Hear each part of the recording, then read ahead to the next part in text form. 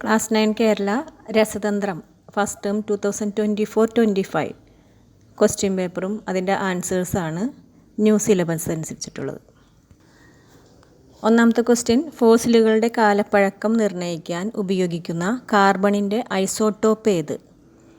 Carbon 14 ആണ്. Carbon 14. അത് കാർബണിൻ്റെ atomic number same ആയിരിക്കും, പക്ഷേ മാസ് നമ്പർ ഡിഫറെൻ്റ് ആയിട്ട് ഉള്ള ഐസോട്ടോപ്സ് ആണ് കാർബൺ 12, 13, 14. അപ്പോൾ അതിൽ കാർബൺ 14 ആണ് ഈ ഫോസിലുകളുടെ കാലപ്പഴക്കം നിർണ്ണയിക്കാൻ ഉപയോഗിക്കുന്നത്. ഇനി രണ്ടാമത്തെ ക്വസ്റ്റ്യൻ, ന്യൂട്രോൺ കണ്ടെത്തിയ ശാസ്ത്രജ്ഞൻ ജെയിംസ് ചാഡ്വിക്.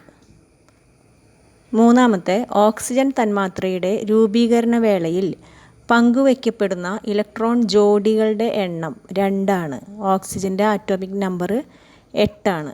അപ്പോൾ നാലാമത്തെ ക്വസ്റ്റ്യൻ, സുഷിരങ്ങളുള്ള കാഥോഡ് ഉപയോഗിച്ച് നടത്തുന്ന ഡിസ്ചാർജ് ട്യൂബ് പരീക്ഷണത്തിൽ ഏതു വാതകം ഉപയോഗിക്കുമ്പോഴാണ് പ്രോട്ടോൺ ലഭിക്കുന്നത്? ഉത്തരം ഹൈഡ്രജൻ. അഞ്ചാമത്തെ അനുയോജ്യമായ രീതിയിൽ പൂരിപ്പിക്കുക. അഞ്ചാമത്തെ ക്വസ്റ്റ്യൻ, അനുയോജ്യമായ രീതിയിൽ പൂരിപ്പിക്കുക. ഒന്ന്, മെൻഡലീഫിൻ്റെ പീരിയോഡിക് ടേബിൾ ആറ്റോമിക് മാസ് അനുസരിച്ചിട്ടാണ്, പക്ഷേ ആധുനിക പീരിയോഡിക് ടേബിൾ ആറ്റോമിക് നമ്പർ അനുസരിച്ചിട്ടാണ്. ആറാമത്തെ ക്വസ്റ്റ്യൻ, ഉപലോഹങ്ങൾ പ്രധാന ഗ്രൂപ്പ് മൂലകങ്ങളിൽ ഉൾപ്പെടുന്നു. ഉപലോഹങ്ങൾ എന്നാൽ എന്ത്? ആൻസർ, ലോഹ സ്വഭാവവും അലോഹ സ്വഭാവവും പ്രകടിപ്പിക്കുന്ന മൂലകങ്ങളാണ് ഉപലോഹങ്ങൾ. അതായത് മെറ്റൽസിൻ്റെയും നോൺ മെറ്റൽസിൻ്റെയും സ്വഭാവങ്ങൾ പ്രകടിപ്പിക്കുന്നു. ഇനി ബി ക്വസ്റ്റ്യൻ, ഉപലോഹങ്ങൾക്ക് 2 ഉദാഹരണങ്ങൾ എഴുതുക. എന്താണ്? Silicon Si, germanium Ge, arsenic As. ഇതെല്ലാം ഉപലോഹങ്ങളാണ്. ഇനി ഏഴാമത്തെ ക്വസ്റ്റ്യൻ, എക്സ് എന്ന മൂലകത്തിൻ്റെ ഒരാറ്റത്തിൽ 16 ഇലക്ട്രോണുകളുണ്ട്. പ്രതീകം യഥാർത്ഥമല്ല. ഈ മൂലകത്തിൻ്റെ ഇലക്ട്രോൺ വിന്യാസം എഴുതുക. അപ്പോൾ 16 അല്ലേ, അപ്പോൾ 2, 8, അപ്പോൾ 8 2 10 ഇനി ബാക്കി ഔട്ടർ മോസ്റ്റ് ഷെല്ലിൽ, പുറമേയുള്ള ഷെല്ലിൽ 6 എണ്ണം കേട്ടോ. 2, 8, 6. ഇനി ഈ മൂലകത്തിൻ്റെ ഗ്രൂപ്പ്, പീരീഡ് എന്നിവ കണ്ടെത്തുക. ഗ്രൂപ്പ് അറിയണമെന്നുണ്ടെങ്കിൽ ലാസ്റ്റ് കിടക്കുന്നത്, ഇപ്പോൾ 1 ആണെങ്കിൽ ഗ്രൂപ്പ് നമ്പർ 1 ആയിരിക്കും, 2 ആണെങ്കിൽ ഗ്രൂപ്പ് നമ്പർ 2 ആയിരിക്കും, 3 മുതൽ 10 ആഡ് ചെയ്യുക, ഇപ്പോൾ 10 + 3 13 ആയിരിക്കും, 4-മത്തെ 14, 5-മത്തെ 15, 6-മത്തെ 16 കേട്ടോ, 7 ആണെങ്കിൽ 17. അങ്ങനെയാണ് വരുന്നത്. ഇപ്പോൾ 6 അല്ലേ ലാസ്റ്റ് ഔട്ടർ മോസ്റ്റ് ഷെല്ലിൽ കിടക്കുന്നത്, അപ്പോൾ അതുകൊണ്ട് ഗ്രൂപ്പ് നമ്പർ 16. പീരീഡ് അറിയണമെന്നുണ്ടെങ്കിൽ ഇത് എത്ര ഷെല്ലുണ്ടെന്ന് നോക്കാം. അപ്പോൾ 2, 8, 6 കണ്ടോ, 1, 2, 3 ഷെല്ലുണ്ട്. 3 ഈ KLM അങ്ങനെ ഷെല്ലുകളുണ്ട്. അപ്പോൾ 3 എണ്ണം ആണ് പീരീഡ്, 3-മത്തെ പീരീഡിലാണ്. എട്ടാമത്തെ ക്വസ്റ്റ്യൻ, സംക്രമണ മൂലകങ്ങൾ അതായത് ട്രാൻസിഷൻ എലമെൻറ്റ്സ് ഗ്രൂപ്പിലും പീരീഡിലും ഗുണങ്ങളിൽ സാദൃശ്യം കാണിക്കുന്നു. അതിൻ്റെ കാരണം വിശദമാക്കുക. കാരണം എന്താണ്? ഒരേ പീരീഡിലുള്ള സംക്രമണ മൂലകങ്ങൾ, ട്രാൻസിഷൻ എലമെൻറ്റ്സിൻ്റെ ബാഹ്യതമ ഷെല്ലിലെ, അതായത് പുറമേ കിടക്കുന്ന ഷെല്ലിലെ ഇലക്ട്രോണുകളുടെ എണ്ണം തുല്യമാണ്, അതുകൊണ്ടാണ്. ഇനി 9-മത്തെ ക്വസ്റ്റ്യൻ, ചില മൂലകങ്ങളുടെ പ്രതീകങ്ങൾ നൽകിയിരിക്കുന്നു. Ca താഴെ 20, മുകളിൽ 40. താഴെ എഴുതിയിരിക്കുന്ന ഈ 20 ആറ്റോമിക് നമ്പറാണ്. മുകളിൽ കൊടുത്തിരിക്കുന്ന 40 എന്ന് പറയുന്നത് ആറ്റോമിക ഭാരം, ആറ്റോമിക് മാസ്സാണ്. അതേപോലെ P 15 31 ആണ്. Argon 18 atomic number, 40 mass number. P 15 32. അപ്പോൾ ഇതിൽ താഴെയുള്ളതാണ് ഇതിൻ്റെ ആറ്റോമിക് നമ്പർ. ആറ്റോമിക് നമ്പർ എന്ന് പറഞ്ഞാലും പ്രോട്ടോണിൻ്റെ എണ്ണം എന്ന് പറഞ്ഞാലും ഇലക്ട്രോണിൻ്റെ എണ്ണം എന്ന് പറഞ്ഞാലും സെയിം ആണ്. ഡിഫറൻസ് വരുന്നത് ന്യൂട്രോണിൻ്റെ എണ്ണമാണ്. അപ്പോൾ ഈ മുകളിൽ കിടക്കുന്ന ആറ്റോമിക് മാസ് എന്ന് പറയുന്നത് ഈ താഴെ കിടക്കുന്ന ആറ്റോമിക് നമ്പർ അല്ലെങ്കിൽ പ്രോട്ടോൺ അല്ലെങ്കിൽ ഇലക്ട്രോൺ, അതേതെങ്കിലും ഒന്ന് പ്ലസ് ന്യൂട്രോൺ ആണ്. അപ്പോൾ ഈ മാസ് നമ്പർ സെയിം ആയിട്ടുള്ളതാണ് ഇവയിൽ നിന്ന് ഒരു ജോഡി ഐസോബാറുകൾ. ഐസോബാർ എന്ന് പറഞ്ഞിട്ടുണ്ടെങ്കിൽ ആറ്റോമിക് മാസ് സെയിം ആയിരിക്കും, ആറ്റോമിക് നമ്പർ ഡിഫറൻ്റ് ആയിരിക്കും. അങ്ങനെയാണ് ഐസോബാർ എന്ന് പറഞ്ഞത്. അപ്പോൾ രണ്ട് ഐസോബാർ എന്ന് പറയുന്നത് ഒന്ന് ആദ്യത്തെ CA താഴെ 20 മുകളിൽ 40, പിന്നെയുള്ളത് ആർഗൺ AR താഴെ 18 മുകളിൽ 40. അപ്പോൾ അതാണ് ആൻസർ, ഒരു ജോഡി എന്ന് പറയുന്നത്. ഇനി ഈ ജോഡി തിരഞ്ഞെടുക്കാനുള്ള കാരണം എന്താണ്?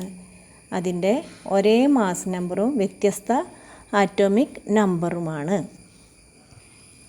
10ാമത്തെ ക്വസ്റ്റ്യൻ, ചുവടെ നൽകിയ പ്രസ്താവനകളിൽ നിന്നും അയോണിക സംയുക്തങ്ങൾക്ക് ബാധകമായവ തിരഞ്ഞെടുക്കുക. അയോണിക സംയുക്തങ്ങൾ ഏതൊക്കെയാണ് ബാധകമായിട്ടുള്ളത്?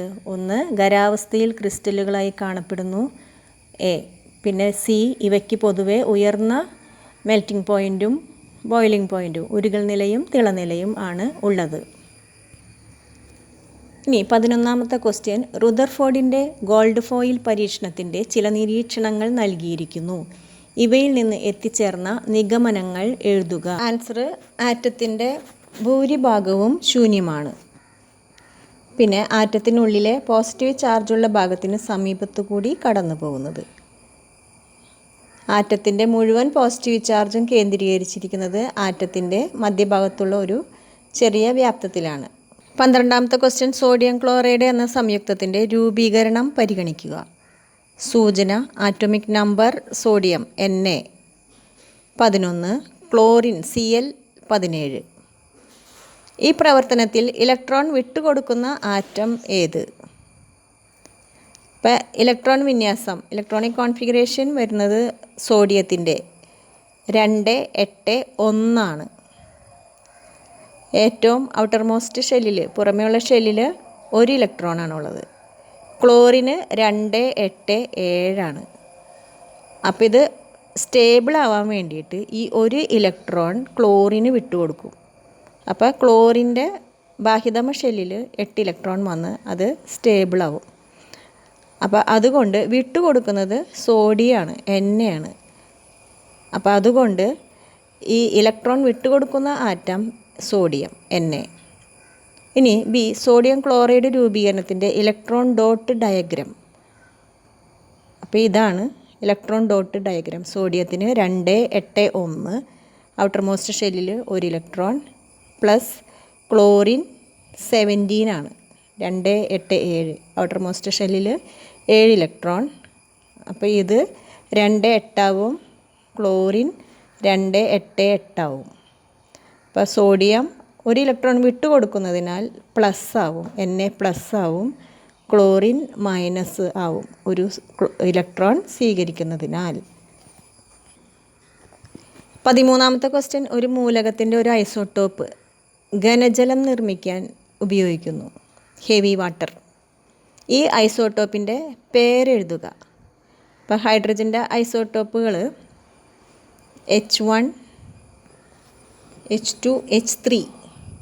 ഇപ്പോൾ H2 ആണ് 2 അറ്റോമിക് മാസ് 2 ആയിട്ടുള്ള ഹൈഡ്രജൻ്റെ ഐസോട്ടോപ്പാണ് ഘനജലം നിർമ്മിക്കാനായിട്ട് ഉപയോഗിക്കുന്നത്. അതിൻ്റെ പേരാണ് ഡ്യൂറ്റീരിയം. B, ഈ മൂലകത്തിൻ്റെ മറ്റു 2 ഐസോട്ടോപ്പുകളുടെ പേരെഴുതുക. Protium, tritium. പ്രോട്ടിയത്തിൽ അറ്റോമിക് മാസ് 1 വരുന്നു, ട്രിഷ്യത്തിൽ അറ്റോമിക് മാസ് 3 വരും. ഇവയിൽ മാസ് നമ്പർ 3 ഉള്ള ഐസോട്ടോപ്പ് ഏത്? ട്രിഷ്യമാണ്. അറ്റോമിക് നമ്പർ 1 പക്ഷേ ന്യൂട്രോണിൻ്റെ എണ്ണം അനുസരിച്ചിട്ട് 1 ന്യൂട്രോൺ കൂടി വരുമ്പോൾ ഡ്യൂറ്റീരിയം ആവും. പിന്നെ ട്രിഷ്യത്തിൽ 2 ന്യൂട്രോൺ, 2 + 1 മാസ് നമ്പർ അപ്പം 3 ആകും. 14ാമത്തെ ക്വസ്റ്റ്യൻ, പ്രധാന ഗ്രൂപ്പ് മൂലകങ്ങൾക്ക് ബാധകമല്ലാത്ത പ്രസ്താവനകൾ തിരഞ്ഞെടുക്കുക. അപ്പോൾ ബാധകമല്ലാത്തത് 1, പീരീഡിൽ സമാനമായ സ്വഭാവങ്ങൾ പ്രകടിപ്പിക്കുന്നു, അത് തെറ്റാണ്. പിന്നെ 3 മുതൽ 12 വരെ ഗ്രൂപ്പുകൾ ഉൾപ്പെടുന്നു, അതും ബാധകമല്ല. പിന്നെ ലാന്തനോയിഡ്സും ആക്റ്റിനോയിഡ്സും ഇതിൽ ഉൾപ്പെടുന്നു, അതും ഇതിന് പ്രധാന ഗ്രൂപ്പ് മൂലകങ്ങൾക്ക് ബാധകമല്ലാത്തതാണ്. 15ാമത്തെ ക്വസ്റ്റ്യൻ, ഒരു മൂലകത്തിൻ്റെ ബാഹ്യതമ എം ഷെല്ലിൽ 7 ഇലക്ട്രോണുകളുണ്ട്. ഇതിൻ്റെ ന്യൂക്ലിയസിൽ 18 ന്യൂട്രോണും ഉണ്ട്. ഈ മൂലകത്തിൻ്റെ പൂർണ്ണ ഇലക്ട്രോൺ വിന്യാസം എഴുതുക. ഇലക്ട്രോൺ വിന്യാസം എത്ര ഇലക്ട്രോൺ ഉണ്ടെന്ന് നോക്കുക. ബാഹ്യതമ ഷെല്ലിൽ 7 ഇലക്ട്രോണാണ്. ന്യൂക്ലിയസിൽ 18 ന്യൂട്രോണുകളും ഉണ്ട്. എം ഷെല്ലിലാണ് കേട്ടോ. അപ്പോൾ 3ാമത്തെ ഷെല്ലിലാണ്. കെയിൽ 2 എണ്ണം, എല്ലിൽ 8 എണ്ണമാണ് വരുന്നത്. പിന്നെ ബാക്കി എമ്മിലാണ് വരുന്നത്. എമ്മിൽ 7. അപ്പോൾ ഇതിൻ്റെ ആറ്റോമിക് നമ്പർ, അതായത് ഇലക്ട്രോണുകളുടെ എണ്ണം അല്ലെങ്കിൽ പ്രോട്ടോണുകളുടെ എണ്ണം വരുന്നത് 2 + 8 + 7 17 വരുന്നത്. പിന്നെ ന്യൂട്രോൺ 18 എണ്ണം ഉണ്ട്.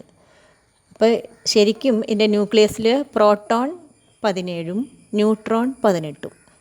അപ്പോൾ ഇലക്ട്രോൺ വിന്യാസം എഴുതേണ്ടത് ആറ്റോമിക് നമ്പർ അല്ലെങ്കിൽ ഇലക്ട്രോണുകളുടെ എണ്ണം അനുസരിച്ചിട്ടാണ്. അപ്പോൾ 2, 8, 7. ക്വസ്റ്റ്യൻ 2, 8, അതിൻ്റെ ആൻസർ 2, 8, 7. ഇനി ആറ്റോമിക് നമ്പർ 17, 2 + 8 + 7. മാസ് നമ്പർ വരുമ്പോൾ 17 + 18. പ്രോട്ടോണിൻ്റെ എണ്ണം പ്ലസ് ന്യൂട്രോണിൻ്റെ എണ്ണം, അതായത് 35. ഇതിൻ്റെ ന്യൂക്ലിയസിലെ പോസിറ്റീവ് ചാർജുകളുടെ എണ്ണം എത്ര? പോസിറ്റീവ് ചാർജ് എന്ന് പറയുന്നത് പ്രോട്ടോണിൻ്റെ എണ്ണമാണ് പോസിറ്റീവ് ചാർജ്. ന്യൂട്രോണിന് ചാർജൊന്നും ഇല്ല. അപ്പോൾ ന്യൂക്ലിയസിലുള്ളത് പ്രോട്ടോണും ന്യൂട്രോണാണ്. പ്രോട്ടോണിൻ്റെ എണ്ണം 17. 16ാമത്തെ ക്വസ്റ്റ്യൻ, ആറ്റോമിക് നമ്പർ മാറുന്നതനുസരിച്ച് ആറ്റത്തിൻ്റെ വലിപ്പവും മാറുന്നു. ആറ്റത്തിൻ്റെ വലിപ്പത്തെ സ്വാധീനിക്കുന്ന ഘടകങ്ങൾ എന്തെല്ലാം? ആറ്റത്തിൻ്റെ വലിപ്പത്തെ സ്വാധീനിക്കുന്ന ഘടകങ്ങൾ ന്യൂക്ലിയർ ചാർജും അതിൻ്റെ ഷെല്ലുകളുടെ എണ്ണമാണ്. ഷെല്ലുകളുടെ എണ്ണം കൂടുന്നതിനനുസരിച്ചിട്ട് ആറ്റത്തിൻ്റെ വലിപ്പവും കൂടുന്നു. ഇനി ആറ്റത്തിൻ്റെ വലിപ്പം ഗ്രൂപ്പിലും പീരീഡിലും എങ്ങനെ മാറുന്നു? ഉത്തരം, ഗ്രൂപ്പിൽ മുകളിൽ നിന്ന് താഴേക്ക് വരുന്തോറും ആറ്റത്തിൻ്റെ വലിപ്പം കൂടി വരും. എന്നാൽ പീരീഡിൽ ഇടത്തു നിന്ന് വലത്തോട്ട് പോകുന്തോറും ആറ്റത്തിൻ്റെ വലിപ്പം കുറഞ്ഞു വരികയാണ്. 17ാമത്തെ ക്വസ്റ്റ്യൻ, പട്ടിക വിശകലനം ചെയ്ത് ചുവടെ കൊടുത്ത ചോദ്യങ്ങൾക്ക് ഉത്തരമെഴുതുക. പ്രതീകങ്ങൾ യഥാർത്ഥമല്ല. മൂലകം എ ആറ്റോമിക് നമ്പർ 6 ആണ്. അതായത് 2, 4 അതിൻ്റെ ഇലക്ട്രോൺ വിന്യാസം വരുന്നത്. ബാഹ്യതമ ഷെല്ലിൽ 4 ഇലക്ട്രോൺ. ബി 14. അപ്പോൾ 2, 8, 4. 8 2 10, 4 14. അപ്പോൾ ഇതിലും ബാഹ്യതമ ഷെല്ലിൽ 4 ഇലക്ട്രോണാണ്. സി വരുന്നത് 17, 2, 8, 7. ഡി 2, 8, 8, 1 അങ്ങനെ വരുന്നത് 19 ഇലക്ട്രോൺ. 2, 8, 8, 1. ഇനി ഇവയിൽ ചോദിച്ചിരിക്കുന്നത്, ഇവയിൽ ഒരേ പീരീഡിൽ ഉൾപ്പെടുന്ന മൂലകങ്ങൾ ഏവ? ഇനി എ, ബി ഇവയിൽ വലിപ്പം കുറഞ്ഞ ആറ്റേത്? ആറ്റോമിക് നമ്പർ കുറവുള്ളത് എയിലാണ് അല്ലേ. അപ്പോൾ എ ആണ് വലിപ്പം കുറഞ്ഞത്. ഇനി മൂലകം സിയുടെ ഗ്രൂപ്പ് കണ്ടെത്തുക. സി ലാസ്റ്റ് 7 ആണ് കിടക്കുന്നത്. 2, 8, 7. അപ്പോൾ 7 + 10 17 ഗ്രൂപ്പ്. മൂലകം സി ഉൾപ്പെടുന്നത് ഏത് മൂലക കുടുംബത്തിലാണ്? ഹാലജൻസിലാണ് പെടുന്നത്. ഇനി അടുത്ത ക്വസ്റ്റ്യൻ, Al അലുമിനിയത്തിൻ്റെ താഴെ 13, അതായത് ആറ്റോമിക് നമ്പർ, മുകളിൽ 27. 27 എന്ന് പറഞ്ഞിട്ടുണ്ടെങ്കിൽ 13 എന്ന് പറയുന്നത് ഇലക്ട്രോണുകളുടെ അല്ലെങ്കിൽ പ്രോട്ടോണുകളുടെ അല്ലെങ്കിൽ ആറ്റോമിക് നമ്പർ, അതാണ് 13. പ്ലസ് ന്യൂട്രോണിൻ്റെ എണ്ണമാണ് മുകളിൽ കൊടുത്തേക്കുന്നത് 27. അപ്പോൾ 13 പ്രോട്ടോണും 27 - 13 14 ന്യൂട്രോണുകളും ആയിരിക്കും. ഇതിലെ പ്രോട്ടോണുകളുടെയും ന്യൂട്രോണുകളുടെയും എണ്ണം എഴുതുക. പ്രോട്ടോണുകളുടെ എണ്ണം 13, ന്യൂട്രോണിൻ്റെ എണ്ണം 27 - 13 = 14. ഇതിൻ്റെ ഇലക്ട്രോൺ വിന്യാസം എപ്പോഴും ആറ്റോമിക് നമ്പർ അനുസരിച്ചിട്ടാണ്. ഈ താഴെ കൊടുത്തിരിക്കുന്ന നമ്പർ അനുസരിച്ച് 13. അപ്പോൾ 2, 8 8 2 10 ആയില്ലേ. ലാസ്റ്റ് ബാക്കിയുള്ളത് 3. 2, 8, 3 ഇതിൻ്റെ ഓർബിറ്റ് ഇലക്ട്രോൺ വിന്യാസം ചിത്രീകരിക്കുക. വരച്ചിട്ടുണ്ട്. ഇനി അടുത്ത ക്വസ്റ്റ്യൻ, ചേരുംപടി ചേർക്കുക. കാഥോഡ് രശ്മികളുടെ പാതയിൽ അതാര്യ വസ്തുക്കൾ വെച്ചാൽ നിഴൽ ഉണ്ടാകുന്നു. കാഥോഡ് രശ്മികൾ നേർരേഖയിൽ സഞ്ചരിക്കുന്നു. ഇനി ബി ക്വസ്റ്റ്യൻ, കാഥോഡ് രശ്മികളുടെ പാതയിൽ നേർത്ത ഇതളുകളുള്ള ചക്രം വെച്ചാൽ അത് കറങ്ങുന്നു. കാഥോഡ് രശ്മികളിലെ കണികൾക്ക് മാസ് ഉള്ളതിനാൽ. വൈദ്യുത മണ്ഡലത്തിൽ കാഥോഡ് രശ്മികൾ പോസിറ്റീവ് ഭാഗത്തേക്ക് ആകർഷിക്കപ്പെടുന്നു. Cathode രശ്മികൾക്ക് negative ചാർജാണുള്ളത്.